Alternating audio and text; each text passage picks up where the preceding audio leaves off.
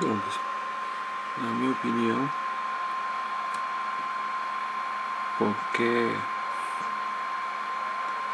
não sei se é muito vantajoso montar Neo Geo, mas qualquer fonte serve nessa máquina.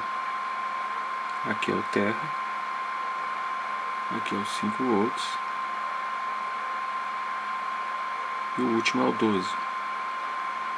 Fonte do computador tem um fio preto, fio vermelho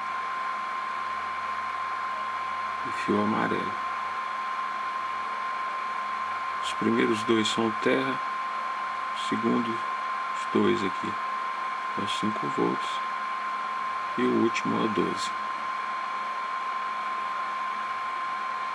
Tem bastante pergunta aqui e bastante resposta.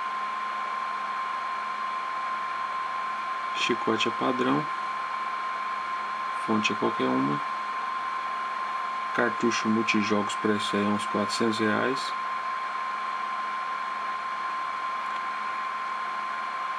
E tem um site aqui chamado Mac Player, onde você compra tudo isso online.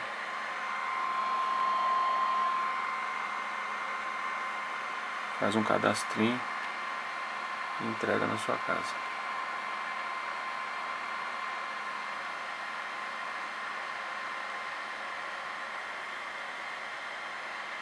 Tem de tudo aqui, ó. Brinquedo, máquinas.